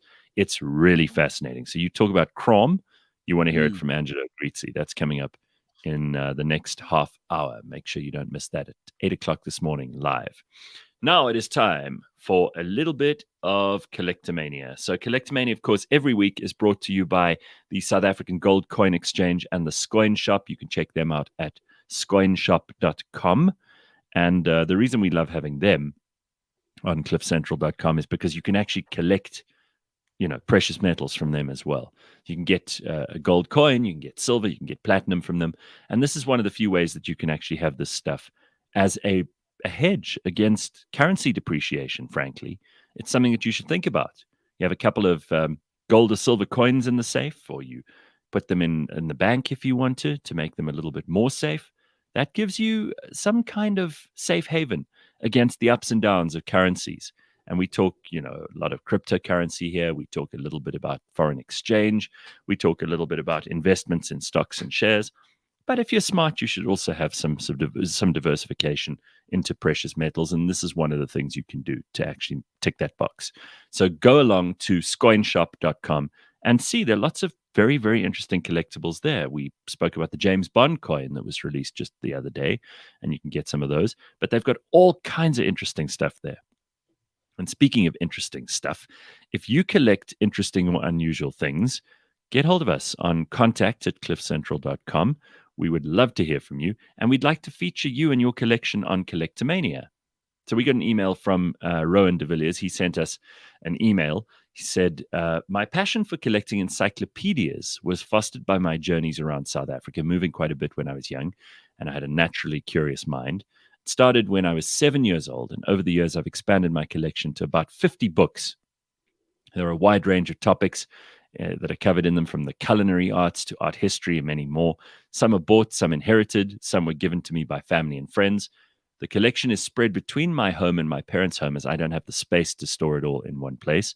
And I have a 2.5-year-old who loves to draw in books, and therefore I recently acquired a book on the Byzantine Empire's art that has become a valuable part of my collection. So let's talk to Rowan. Let's find out what he's up to. Hey, Rowan, how's it going, man? Hey, morning, Gareth. Well done yourself. Good. So you collect encyclopedias, but it sounds like you collect all kinds of interesting books.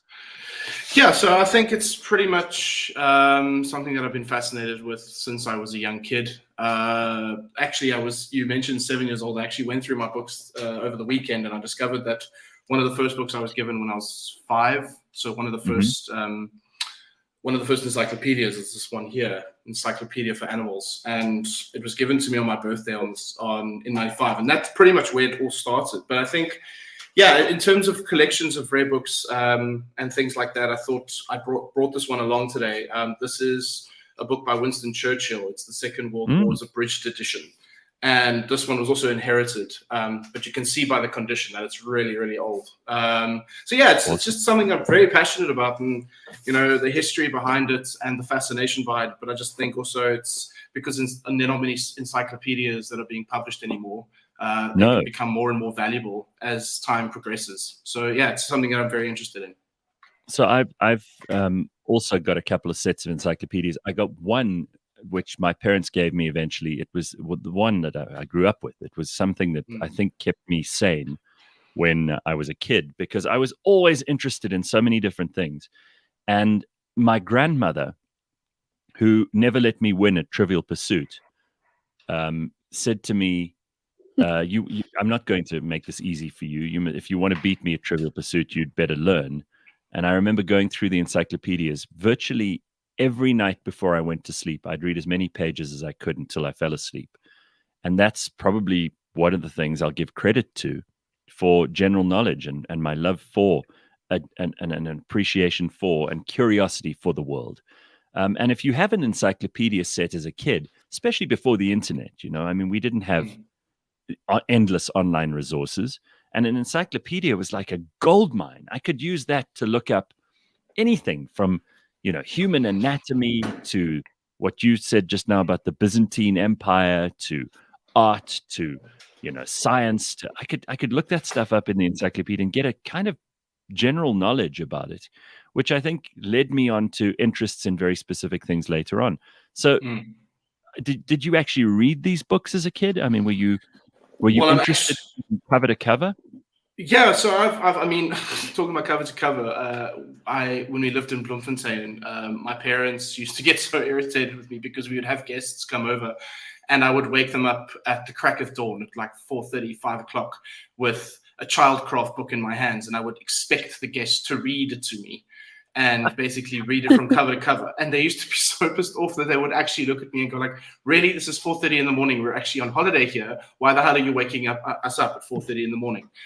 And it just progressed further and further. And I've read a lot of them. And some of them I've actually read sections of it. The ones that actually I've read pretty avidly are the collections of the British Empire and the World War II binders that are in my collection. I think there's about 14 or 15 of them. And yeah, those are very intriguing because that's a chronological encapsulation of history from the beginning to the end of the British Empire. Do you think it's getting easier to collect books now? Obviously, one day it'll be a very rare and expensive hobby again. But because people are divesting themselves of books, you can find everything on the internet, as I said earlier. So people don't, and you've got Kindle now. So many people would read digital versions of things rather than have the actual books. Of course, they take up space. You need to have places to store them. They're a fire hazard. If I had to move house now, I guarantee you 60 to 70% of the weight of whatever you took out of my house would be books. And that's not necessarily sensible, right? Yeah, no. Well, I mean, that's one of the reasons why I'm actually like half of my books are stored at other places, because if I just store them in one place, I think half of them would have been destroyed by now, either by my 2-year-old daughter or the fact that this is, as Leigh-Ann rightly said, it's just a fire hazard in so many ways. Have you considered getting a vault, Rowan? Firstly, Rowan, incredible hair. And also, I did want to say this at the beginning. Oh my God. What's Rowan on? What's Rowan on? Oh my God. Well, on a serious note, have you considered getting a vault for them? Like, I mean, you're collecting seriously. What you've got will be a collector's item within 10 to 15 years. Have you thought of getting like a vault or something like that? or a storage container? Yeah, well, the thing is, there's risks with that as well, because if you store it in a facility that could potentially get water damage and those kind of things, then you sit in a position where you could be screwed. And also insurance companies they don't insure books. That's the crazy thing, is unless they're a first edition hardcover and they're worth over, I think it's like 10,000 Rand, insurance companies might consider it. But if it's low value, then, and they're still widely available, then you can forget about it. So yeah, there's that aspect to consider, but I guess really I just kind of store it wherever I can, or I loan it out to people, because I know if I loan it out to other people, then I'm going to get them to look after it just as well as I do. But yeah, here's a bit of a selection of your collection of books. What's the most you've spent on a book? Sure, that's a question.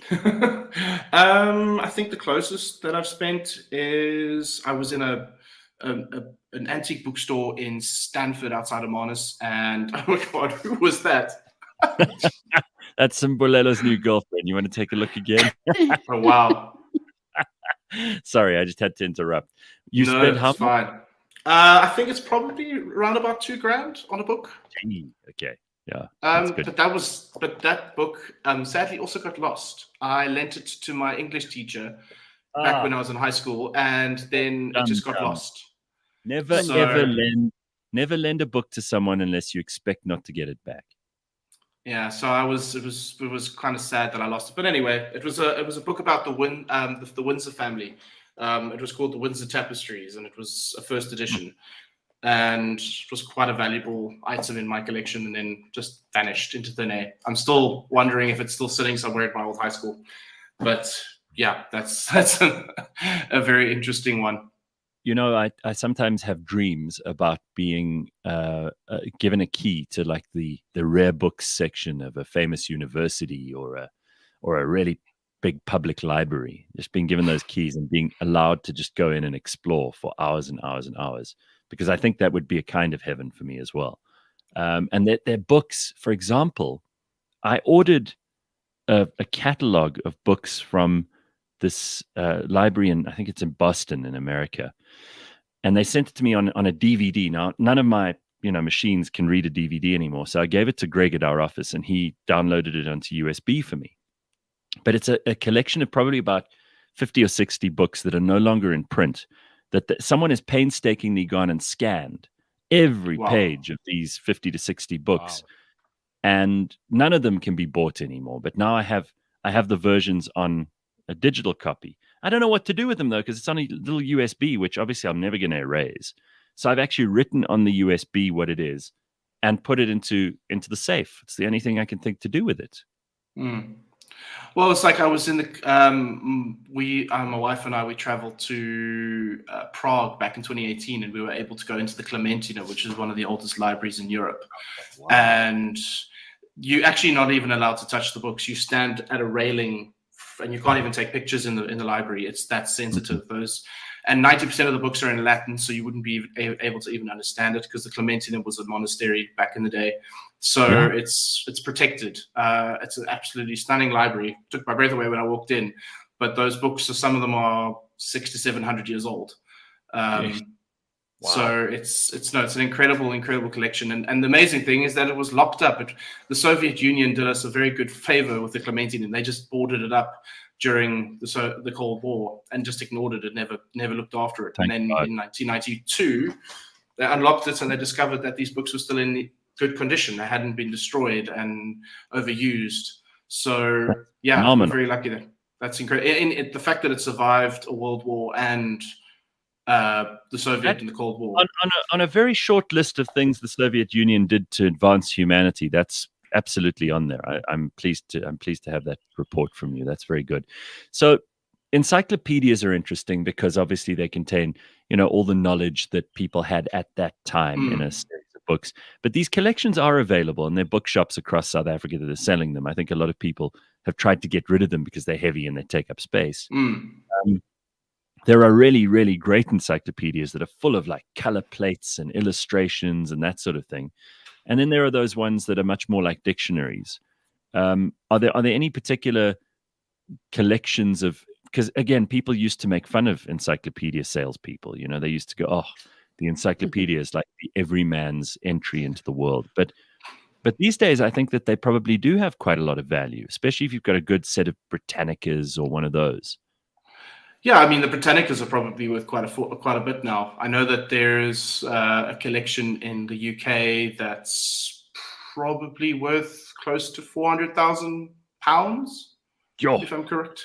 But I mean, it was one of the first that were published back in the 19th century, so it's quite a valuable collection. But again, you know, encyclopedias are. I mean, I found an encyclopedia for the sailorman's cook. There was, I don't forget the name of the book, but it was in a antique bookstore in Cork Bay in Cape Town, and it was a second edition, and they were selling it for £6,500 Rand. Sure. So, you know, the books are going to become the next collectible that people don't realize are going to be worth quite a lot. I think so. Jesus, what was that? Whoa! Sorry, that's my dog. Apologies. Wolves! Wolves! Whoa! Sorry. It's going to come and eat you. I'm so sorry about that. Whoa, what kind of dog you got going there? It's a beagle, and he doesn't shut up. Sorry. Yeah. I'm going to... I was going to say a beagle. They have those extended barks that turn into kind of howls. Please go and fetch your beagle. We want to see the beagle now. Come here. Just give me a second. Yeah, I want to see this dog. What Rowan should have done was looked in the They encyclopedia. don't just go wolf. They go woo. Woo. There we go. Yeah. Oh man, hello. Oh. There he is. Let me just bring him down. Awesome dog. I love beagle. What's his Hello. name? Sorry, I didn't mean to hurt him, but yeah, this is No Blake. shame. What is it, Blake? Hello, Blake. Yeah, Oh, yeah, he's a man. bit of a He's nuisance, gorgeous. but he's family. He's a family pet, so he's very much full of energy. That's awesome. Okay, now we've met the family hound. That's good news. Yeah. Apparently, your dog made Tracy's pug bark and growl. So how's that? We're starting a chain of barking across the country They're so this morning. influential. We're starting a chain bark. Feels like we're back in the 101 Dalmatians. Yeah. There's obviously, you know, there are things about these books that make them interesting from a value point of view, and lots of people who collect things are only collecting them for their value, but other people collect them for a number of other reasons. I mean, one of the things I like about books is that I can reference them whenever I like, which is kind of helpful because I'm interested in stuff that most other people are not. So, you know, if it's genealogical or heraldic or, you know, it has to do with inorganic chemistry, then I'm the only one who cares about that shit. But I've got my books and I know where to look something up if I'm interested in it. It's easier than Googling for me. And the other thing is that I think books give character to a room. Like, I love the fact that a lot of rooms in my house, probably the only two exceptions are the kitchen and the dining room and the bathrooms. But otherwise, I've got books in pretty much every other room. And it makes it look nice. It makes it look like it's lived in. And, you know, if you're using those books and they've got a little bit of character because they're not in a glass case, no one can touch them, people read through them. I mean, I've got one friend, whenever she stays here, and she'll come and visit me, she'll spend the night sometimes and she'll read the Asterix books, which is by no means, you know, high literature or something that's valuable, but she absolutely loves it. So she says to me every time that she's here, she reads one of the Asterix books. It takes her like 15, 20 minutes, and she loves it just before she goes to sleep. Yeah, no, I actually, where's that book? Over here. This one my dad gave me. Obviously thought I was quite an idiot when it came to doing it yourself. So he gave me a Reader's Digest Do-It-Yourself manual. which was published in God knows when. First published in 1975. So he clearly thought I was inept at hammering a nail into a wall and putting up frames, which I actually am, because I've destroyed enough in my life to know. Putting up frames and things in our house, like I've just chipped walls. Like I did the wall the other day. That's okay, though. I mean, I think it's a bit better than the book my mom gave me before I was married, which was called Cooking for One. And I use it a lot today. That's unfortunate. I still use it now. There you go. I was like, Mom, how much faith do you have in me? Oh my God. There you go. Speaking of cookbooks, Peter John Vardas says, I collect cookbooks. It's hard to believe how much value some have. Oh, for sure. And the thing about that do-it-yourself book is like you'll find some stuff in there that people have forgotten today. Yeah. I'll tell you what, if you page through that thing, you'll discover how to like get the moisture out of a watch or funny things that people don't know about anymore. You know, some people, there's some interesting stuff there. There's some wisdom. There's some arcane knowledge, which we've moved on from because we think, oh, well, you know, if the watch doesn't work, we'll send it to someone. There used to be a time where we had to solve those problems ourselves. Well, I mean, my grandfather, my dad's father, he pretty much fixed everything in his house. He never, ever sent it to a repairman. He became pretty much a handyman in his own home. So when anything broke, whether it be a toaster, a hair dryer, we would take it to him because he would know how to fix it. So he just did everything. It was like, oh, just call Grandpa Frank. He'll fix it for you. Don't worry. And I mean, he worked for the South African Post Office, which then became Telkom for 45 years. So he just kind of learned as he went on in life. I really admire that. That's absolutely incredible. And what I admire still, Rowan, is your openness to lending books out, because Gareth's dream is to get the key to all the old books. I also have a dream with the books that have been stolen from me. Is I have a dream where I murder each person actively with my hands who's taken my books. Serial killers come in. Leigh-Ann. We've gone full circle, Leigh-Ann. Mbulelo, you can haunt them in your death by having your book fly out the shelf like a poltergeist. Well, in Mbulelo, there's actually quite a few books that are quite heavy and hefty enough to kill someone. So you've got a murder weapon already. Yeah. All right. So Rowan, if your house is burning down, which you can only take one book with you, and you grab your beagle with the other arm, what's your book going to be? What are you saving, and what are you going to have to let go? Ooh, that's tough, that's right? a hard one. That's like deciding whether to take my child or a book. Lord. No, it's 50-50. Wow, that's a difficult one. I mean, sure, I would probably, I'd probably take some of the more older books, but I'd probably take my book of Winston Churchill because it's a valuable book to me.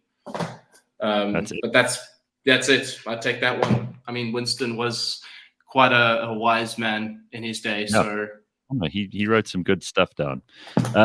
Here's a great piece of advice on the do-it-yourself.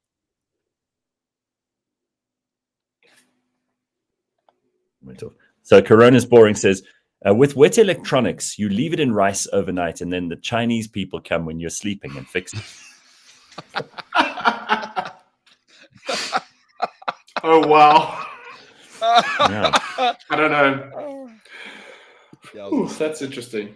Do you go to these like these fairs? These what do you call them? It's almost like an outside kind of market. Craft market. Yeah, where people sell shit, because those places can be either really interesting or terribly disappointing. And I've realized that so many of them are terribly disappointing that it's not worth getting in your car and going to them most of the time. But do you find that if you go to those markets, you occasionally find some treasure?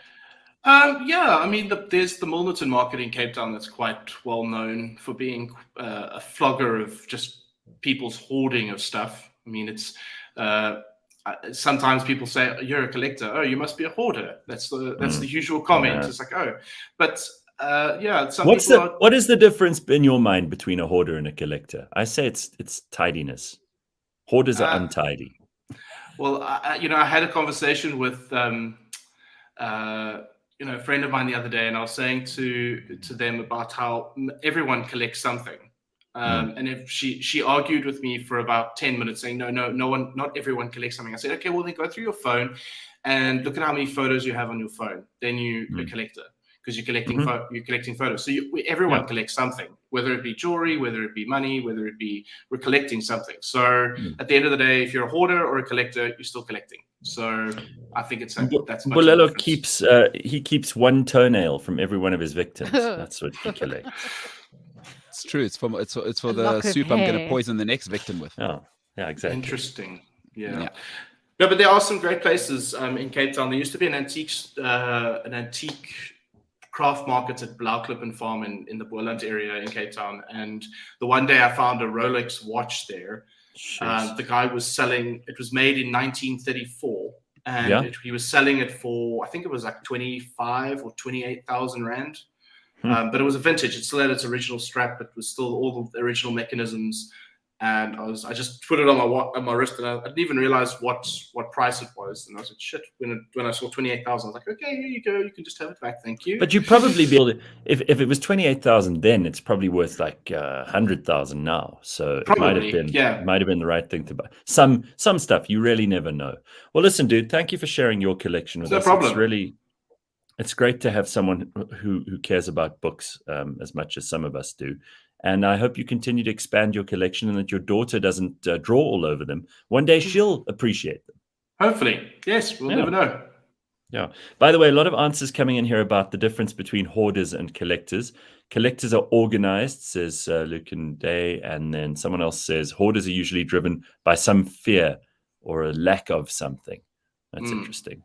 Collectors are engineers. Oh, I don't know about that. Okay. Interesting I'm not comment. sure about that. Yeah. All right. Very good. Thanks, man. Good to see you. Thanks, Gareth. Nice to see you too. Thanks, Rowan. Have a good There we one. go. There's Rowan de Villiers and his collection of books in Collectomania today, which is brought to you by the Scoin Shop and the South African Gold Coin Exchange. Hoarders. So to loop in the whole serial killer thing as well, is that there You're were serial obsessed. killers who would keep the skin Oh. of their victims and make books out of them.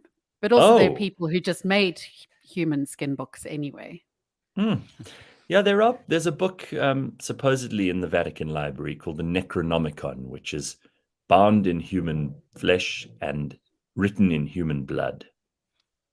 Yeah, you know who else did that? Old Ilse Koch. She was known as the bitch of Buchenwald. Yes, nice creature that. Isn't this her? Let me just see. Isn't this a picture of her right here? That's a direct descendant. Yeah. She uses the skin of 15-year-olds for Saudi books. Horrible. Yeah, all right. Well, that's all we got time for this morning. But I do want to finish off with a really sweet video. It's just one of those things that just makes you happy. It's a video of the EFF. They're protesting at a factory in an industrial area, and the guy is shaking the gate, trying to break into the factory and destroy it, obviously. And the police come, and they do what the police are meant to do. So we always give the police a hard time. But this video will fill your heart with joy. Watch this quickly. The EFF pitch up, and they're trying to break into this factory, and see what the police do. I'll explain after.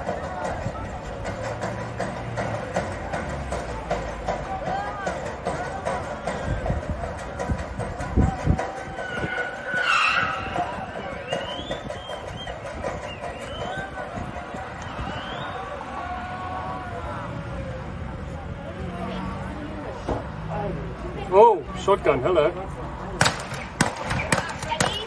want to fuck around with us? Hey!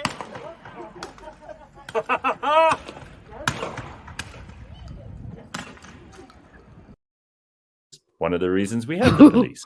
Isn't that nice? How many times have you wanted to do that driving in traffic? Just whip out your Well, door and you see, get rid of but this is everyone.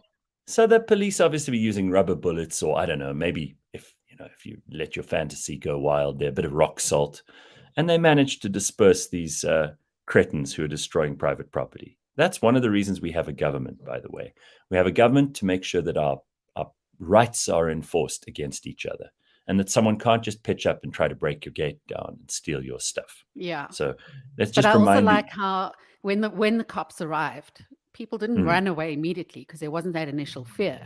Yes. They thought, they're probably Yeah. going to Ugh, try and the tell us stupid what cops. to do. Yeah. But Right. he was like, no nonsense, get out, no warning, just No. fire. These policemen get out of the car with shotguns and they start firing rubber bullets, and the EFF people disperse pretty quickly after that. So it's good to see.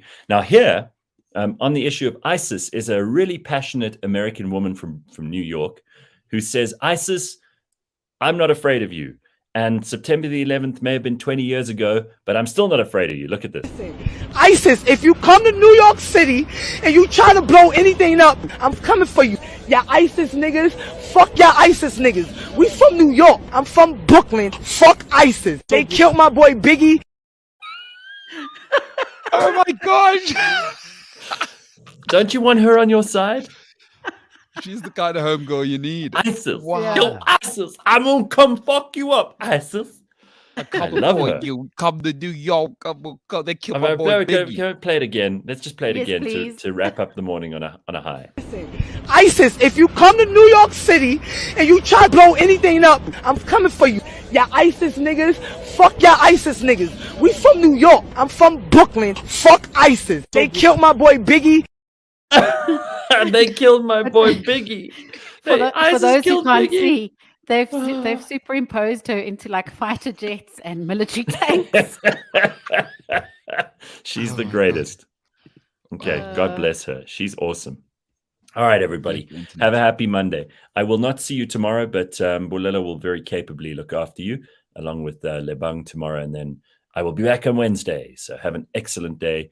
And don't miss the Angelo Agrizzi interview, which is coming up now. This is cliffcentral.com. Have a very happy Monday. We'll see you later.